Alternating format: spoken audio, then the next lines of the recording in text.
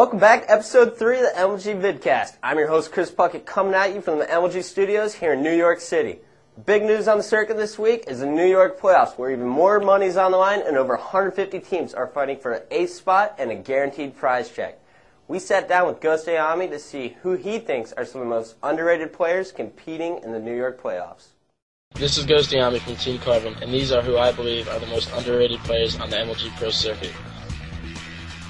Vegito is an absolutely disgusting player. His teamwork, his cautiousness, everything's just, remarkable. In the 2006 season, I've watched, a lot of his VOD and a lot of his live games, and I've come to notice that he has a great amount of potential. And even though his team can kind of just, bring it back sometimes, they can also help. But if maybe he just gets, a slight team change here and there for the 07 season, I could definitely see him making consistent top 6, if not top 4 next season. He's also a great motivator and knows how to get the crowd behind. Scrub Twister is one of the most underrated players in the game. His communication, his teamwork, everything's just astounding. Every time he calls something out, if you need help, he'll drop whatever he's doing to help you. And he's also a really nice guy, which is why he gets screwed over with teams a lot. But he has a lot of potential, and before I got on the team with Captain Anarchy for 2006, I was planning on teaming with him for the 06 season. Tommy Sprute is a former student of mine. I saw him rise in the FFA ranks out of nowhere. When I first taught him, I saw a really good amount of potential, basically.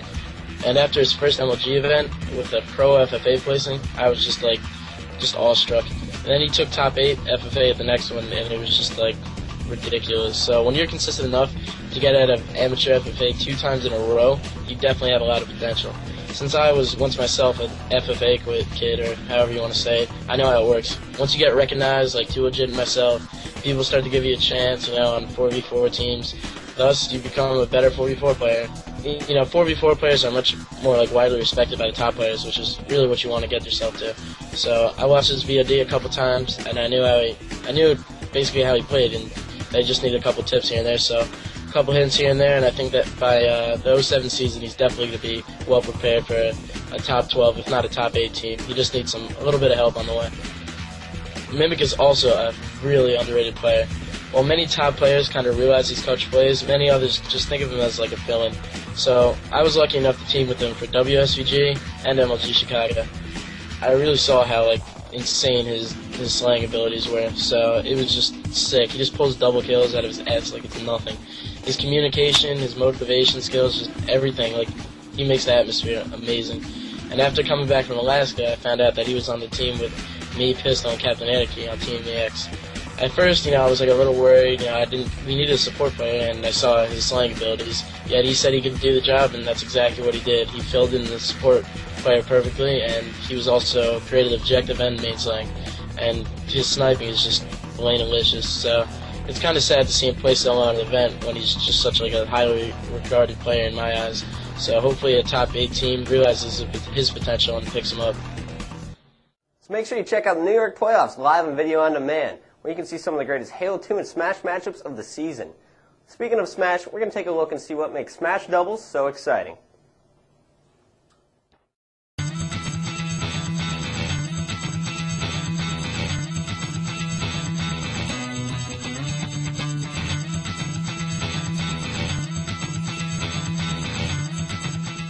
My favorite part about teams is how good it feels when you win, because you guys did it together and you worked together to do it. I feel like I'm more confident. I feel like I have, one of my best friends getting my back. I make a mistake, he's going to be there to clean up after me. But I know that he's got my back, I got his, and we're working as a team, and it feels more of a sport. In teams, it feels like we're working as a group. It's not just a video game. It's now something greater than that.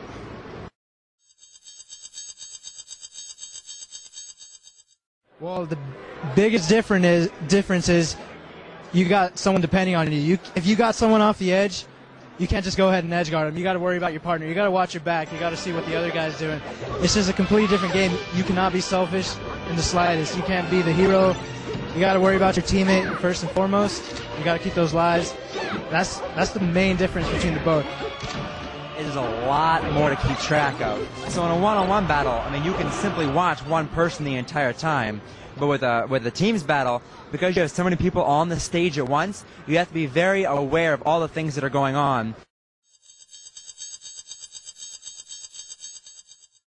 unselfishness. You have to be aware of everything. So awareness, right?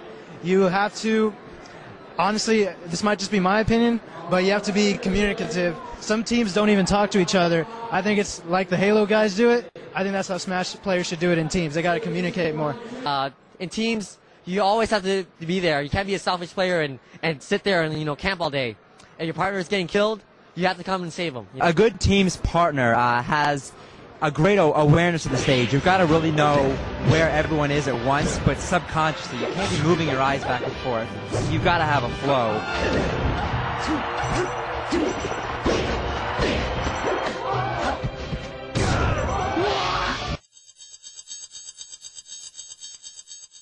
Protecting your teammate in teams is really important because you have to have each other's back. Like I was saying before, if I do a move and I lag, they're gonna hit me.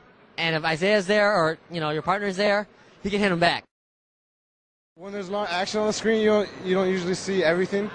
Like you're focused on your one opponent that you're fighting. So sometimes you don't see when your partner needs help. So your partner could go like, hey, come over here, help me. And then oh, I need to watch out. Things that we've been doing is calling out if I'm having trouble with a certain opponent, I could just whisper to him, get this guy off me, I can't handle him. Or we have to double team this guy because he's just too good. Your partner isn't always going to know when you need help, when you don't need it. Because a lot of times Kevin will be hit off the stage, and I'll basically assume he's going to come back unless he tells me. Okay, so he may be way, way, way off. I'll just ignore him. I couldn't care less until he says, need help. And then I rush over, and I can actually hit him to get him back on the stage. Place your teammate's life over getting a kill.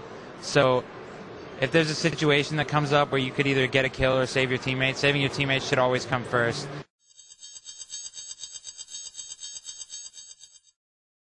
The first individual that comes to my mind when I think about amazing teams players is Isaiah. If you've seen Isaiah, what he does best is he is always there for Ken.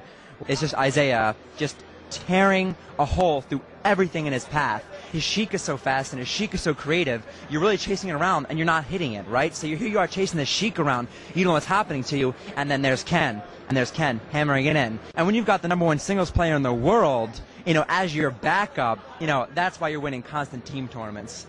But Isaiah is pretty much respected as a level above everyone else in teams play. I think he just sees teams like no one else can. Isaiah grabbed forehand to get a combo off. Oh no, they missed the up throw.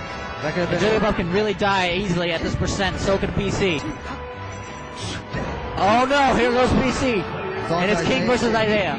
King versus Isaiah. Crazy close. Oh, here's the grab.